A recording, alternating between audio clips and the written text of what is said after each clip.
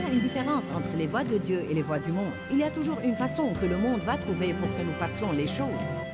Mais ça ne veut pas dire que c'est la façon de Dieu. Restez avec nous dans Jouissez de votre vie.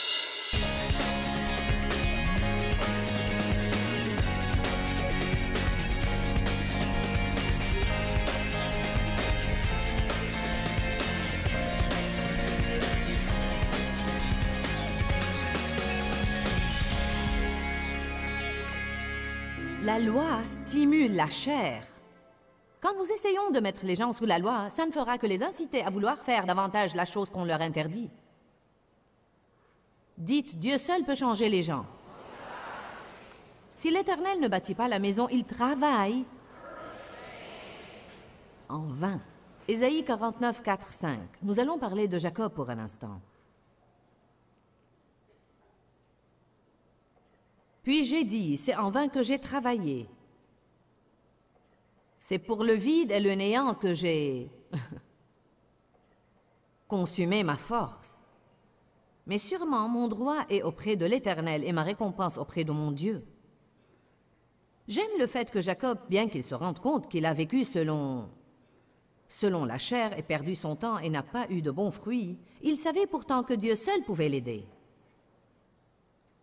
Et maintenant, dit l'Éternel, qui m'a formé dans le ventre pour être son serviteur, pour ramener à lui Jacob, et pour qu'Israël soit ramené à lui, et non pas dispersé, car je suis honoré aux yeux de l'Éternel, et mon Dieu est devenu ma force. Alors il commence d'abord au verset 4 par dire, « J'ai travaillé en vain, j'ai perdu mon temps. » Puis quand il arrive à la fin de l'histoire, il dit, « Mais mon Dieu est devenu ma force. » Je pense qu'une façon d'apprendre à nous fier à Dieu, car vous savez, je ne pense pas qu'il y ait quelqu'un qui se fie à Dieu seulement parce que quelqu'un d'autre le lui dit. Je peux me tenir ici et prêcher au sujet de se fier à Dieu, et vous n'allez pas le faire, simplement parce que je vous le demande. Vous allez être obligé de traverser des choses, et normalement vous allez découvrir ce qui ne va pas marcher avant d'accepter ce qui va marcher. Normalement, nous devons travailler jusqu'à épuisement, et arriver au point où nous sommes si exaspérés d'essayer de faire une chose, d'essayer encore, et finalement d'aboutir à quoi? À la fin de nos ressources. Combien de vous en sont presque là? Vous êtes juste sur le point de vous effondrer. C'est comme... D'accord, je suis presque prêt à renoncer maintenant. Je veux essayer cette dernière chose, mais si ça ne marche pas... Si cette dernière chose ne marche pas, alors vous allez faire quoi? Faire un nouveau tour autour de la montagne et revenir au même endroit. Mais je ne pense pas que nous pouvons le dire aux gens. Je pense que nous devons en faire l'expérience par nous-mêmes. Certaines personnes ont même un plus grand don naturel pour ça que d'autres. Mon mari est né déchargé de ses soucis. Je ne suis pas sûre si Dave sait ce qu'est le souci. Peut-être quelque part dans sa vie, il a gagné cette bataille.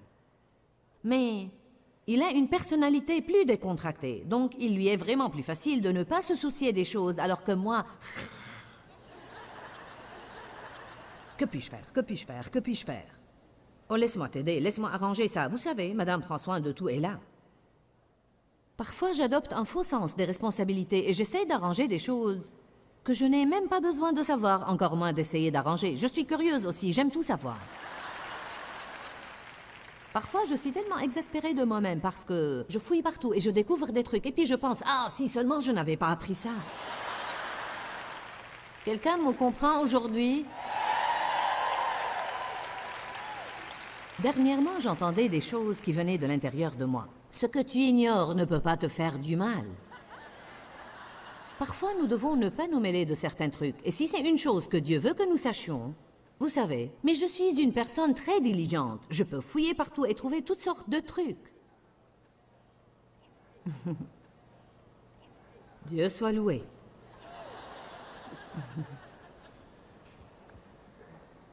Ouh, Jésus, aide-nous. Vous savez, Jacob était un homme qui faisait les choses à sa façon.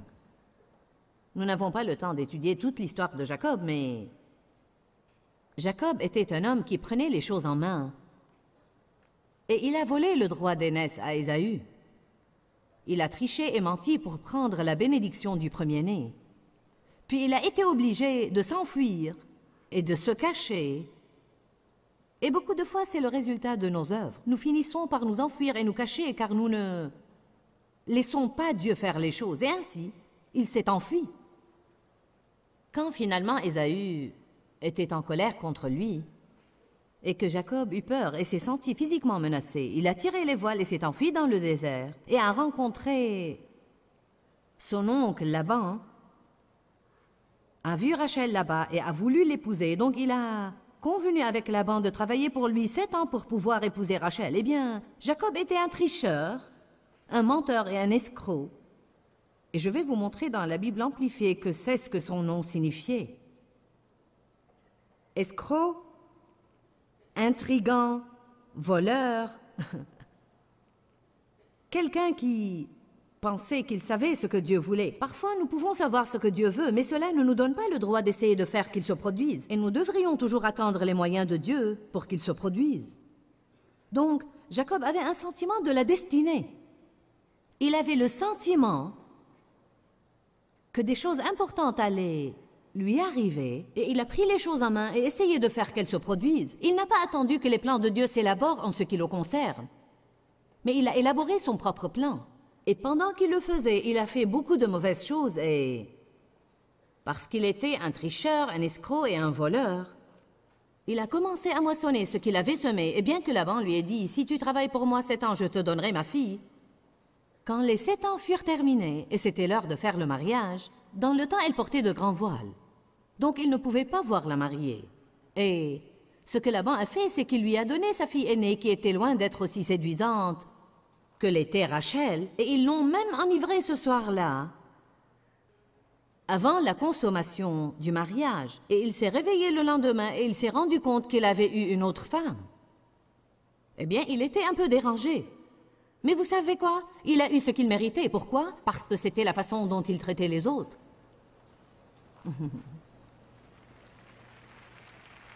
En d'autres termes, nos propres projets et plans ne vont marcher que pour un moment. Ensuite, ils vont tomber à l'eau devant nous. Et beaucoup de fois, nous disons « Je ne peux pas croire que tu m'as fait ça. » Bien sûr, ce n'est pas toujours le cas, mais parfois, c'est ce que nous faisions à quelqu'un d'autre, mais sans nous en rendre compte. Et je pense parfois qu'une des façons dont Dieu nous apprend à traiter les autres est de faire de mauvaises expériences nous-mêmes et d'apprendre ainsi ce qui fait mal. Merci.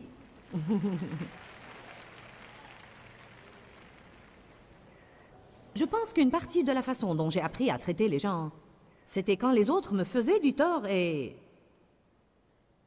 je ne voulais pas que quelqu'un d'autre ressente ce que certains de ces trucs m'ont fait ressentir.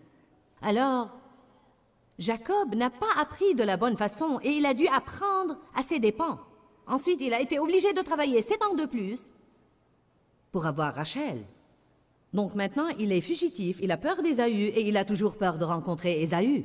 Être obligé de nous enfuir et de nous cacher, ce n'est pas de Dieu. Bonjour. Être obligé de nous enfuir et de nous cacher, ce n'est pas de Dieu. Je l'ai dit la veille, mais Dieu me le ramène à l'esprit de nouveau aujourd'hui. Si nous devons nous cacher pour faire une chose, alors elle n'est pas de Dieu. Genèse 32.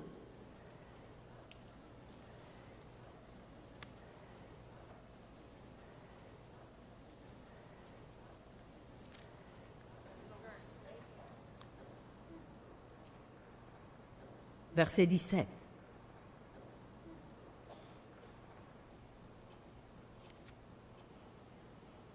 Nous voyons Jacob là, essayant toujours de faire marcher son plan. Certains prennent longtemps pour apprendre. N'oubliez pas qu'il s'enfuyait et se cachait, et maintenant il était fatigué de s'enfuir et de se cacher. Donc il voulait faire la paix avec Ésaü pour ne plus avoir à s'enfuir.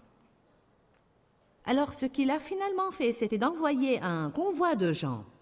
Il savait qu'Ésaü venait vers lui, alors au lieu de s'enfuir, il allait maintenant tenir bon et l'affronter. Mais il a envoyé des convois de gens avec des cadeaux. Ils étaient censés rencontrer Ésaü à différents endroits sur le chemin et lui donner ses cadeaux et lui dire « Ces cadeaux sont de Jacob. » Que faisait-il? Soudoyer, payer essayait de faire marcher son plan charnel. Verset 17. Et il ordonna au premier, quand Ésaü te rencontrera et te demandera à qui es-tu et où vas-tu et à qui appartient ce troupeau, tu répondras, eh bien à ton serviteur Jacob. Tout à coup, il était devenu le serviteur.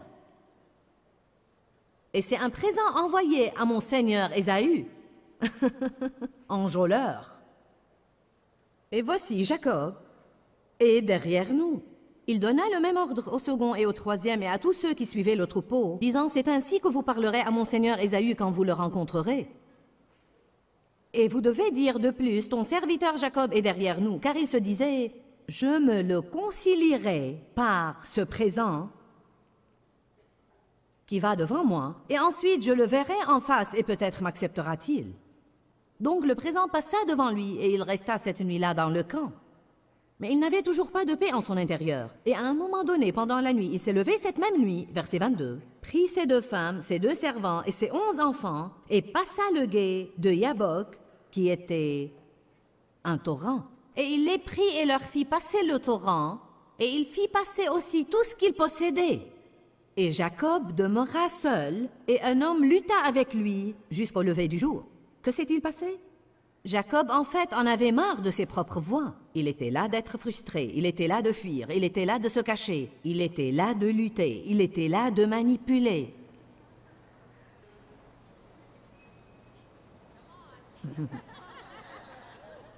Finalement, il s'est calmé. Il était seul. Il a entendu Dieu, avec qui il a lutté toute la nuit, refusant de renoncer. Et vous allez voir dans un instant que le résultat de tout ça était qu'il a eu la bénédiction de Dieu sur sa vie. Nous pouvons soit passer notre vie à essayer de nous bénir nous-mêmes, soit rester seuls, entendre Dieu et avoir ses bénédictions sur notre vie. Et Jacob demeura seul, et un homme lutta avec lui jusqu'au lever du jour. Et quand l'homme vit qu'il ne pouvait vaincre Jacob, il le frappa à l'emboîture de la hanche. Et l'emboîture de la hanche de Jacob se démit pendant qu'il luttait avec lui. Ensuite, il dit, « Laisse-moi aller, car l'aurore se lève. » Et Jacob répondit, « Je ne te laisserai point aller que tu ne m'aies béni. » J'ai 2 façons différentes pour enseigner ça, mais j'aime vraiment en tirer que bien qu'il ait été un vrai fripon toute sa vie, il est arrivé à un point où il s'est repenti de son ancienne conduite et il a dit « Je vais quand même insister pour avoir une bénédiction. » Beaucoup de gens ne feraient pas ça. Une fois qu'ils se rendent compte du mal qu'ils ont fait, ils pensent qu'ils ne méritent absolument pas d'être bénis. Mais pas Jacob. Il a dit « Je ne te laisserai point aller que tu ne m'aies béni. » Je sais que j'ai été ceci et cela et que la façon dont je m'occupais des choses n'était pas bonne. Mais je vais avoir ma bénédiction de toi. L'homme, que nous savons était l'ange du Seigneur, l'homme lui dit, verset 27, « Quel est ton nom ?» Et choqué de s'en rendre compte, chuchotant, il dit « Jacob », qui veut dire supplanteur, intrigant, escroc, voleur. Choqué de s'en rendre compte. Voyez, il s'est finalement reconnu et il a su ce qu'il était. Il lui dit, « Ton nom ne sera plus Jacob, supplanteur, mais Israël, lutteur avec Dieu, car tu as lutté, et tu es fort avec Dieu et avec les hommes, et tu l'as emporté. » Il s'était calmé, il est demeuré seul, il a eu une bénédiction de Dieu. Parlons du fruit pour un instant. Allez à Jacques, chapitre 3.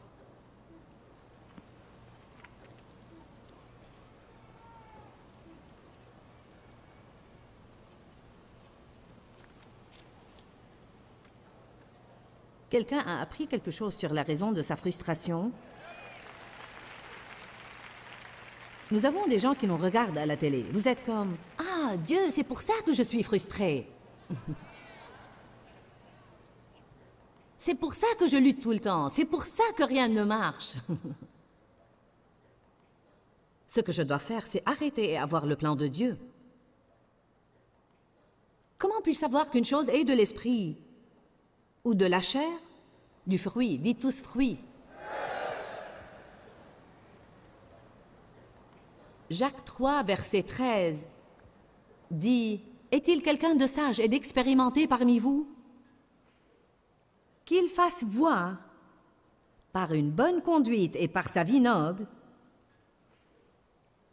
des actes empreints de douceur et d'humilité, qui est le vrai attribut de la sagesse véritable.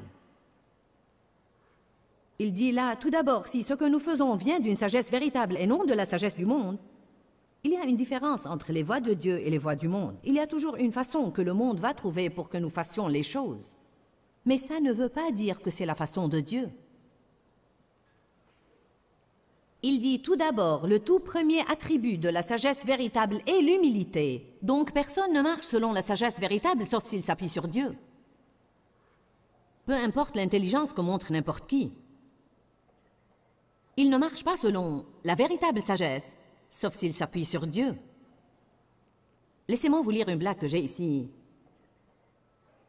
sur l'homme le plus intelligent du monde. Il y avait un avion ayant à bord 4 passagers. Le pilote est venu là où les passagers étaient et a dit « J'ai une mauvaise nouvelle, nous allons nous écraser. Vous êtes 4 là et nous n'avons que 3 parachutes.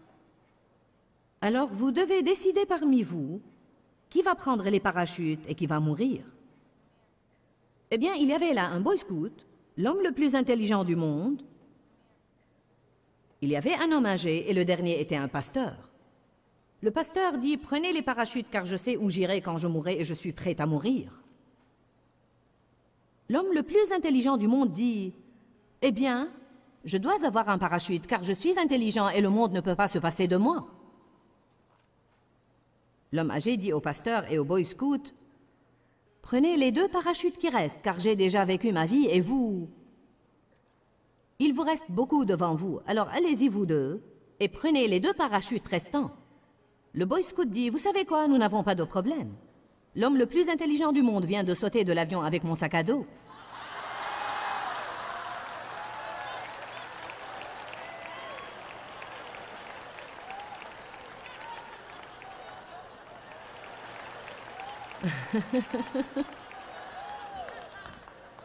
Nous pouvons penser que nous sommes tellement intelligents et que nous comprenons tout. Mais si nous ne nous appuyons pas sur Dieu, nous ne témoignons pas du premier attribut de la véritable sagesse. Le livre des Proverbes parle de l'insensé. Mais j'ai fouillé et j'ai étudié, et vous savez ce qu'est l'insensé? L'homme qui est sûr de lui. La Bible amplifiée dit que l'insensé est un homme sûr de lui, quelqu'un qui pense qu'il peut tout faire en et de lui-même. Ensuite, il ajoute dans Jacques 3,14 « Mais si vous avez une jalousie amère, envie, conflit, dispute, ambition égoïste dans votre cœur, ne vous glorifiez pas et ne défiez pas et ne mentez pas contre la vérité. Cette superficielle sagesse n'est point celle qui vient d'en haut, mais elle est terrestre, charnelle, animale, même diabolique et infernale. Car là où il y a la jalousie, envie, conflit, en d'autres termes, là où il y a la frustration et les luttes, et vous savez, les bagarres, les débats, les chamailleries, et essayer d'avoir ce que quelqu'un d'autre a, ces choses ne sont pas de Dieu. Il dit, si vous avez ça, vous allez aussi avoir le désordre, les troubles, la rébellion et toutes sortes de mauvaises actions. Mais la sagesse d'en haut est tout d'abord pure, puis pacifique, et puis indulgente. La Bible dit dans Colossiens 3,15 que la paix de Dieu règne dans notre vie comme un arbitre prenant les décisions finales à propos de ce que nous sommes censés faire et ce que nous ne sommes pas censés faire. Probablement, la dernière question que nous devons nous poser avant de prendre une décision finale, c'est est-ce que j'ai la paix à ce propos? Est-ce que vraiment, tout au fond de moi, j'ai la paix à ce propos? La sagesse d'en haut est pure, pacifique, courtoise, modérée, gentille, prête à entendre raison. Donc cela veut dire qu'une personne têtue ne marche pas selon la sagesse. Quelqu'un qui pense qu'il sait tout et refuse d'écouter quiconque ne marche pas selon la sagesse. Elle est pleine de miséricorde, de pitié et de bons fruits. Maintenant, regardez Jacques 4,1. D'où viennent les luttes, discordes, disputes? Et comment les conflits et querelles et bagarres se déclenchent-ils parmi vous? En d'autres termes, simplifions la chose. Pourquoi tant de gens à l'Église sont en colère? Alors que Jésus a dit « Je suis venu afin qu'ils aient la paix ». Le voleur vient pour égorger, dérober et détruire. Mais moi je suis venu afin que vous ayez et que vous jouissiez de la vie et que vous l'ayez dans l'abondance pleinement. Le royaume de Dieu n'est pas le manger et le boire, mais la justice, la paix et la joie par le Saint-Esprit.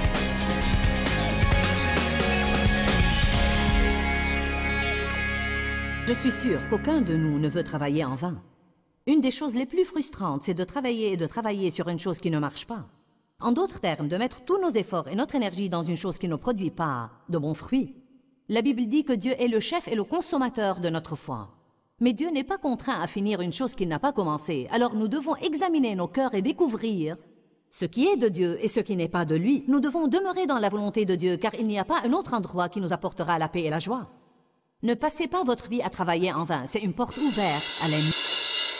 Dis-leur que je les aime. Dans ce livret, Joyce Meyer donne une révélation de l'amour de Dieu pour nous. Pour obtenir ce livret gratuitement, écrivez-nous à Joyce Meyer, boîte postale 40095-6300, Larnaca, Chypre. Ou bien visitez notre site web www.joycemeyer.org/fr.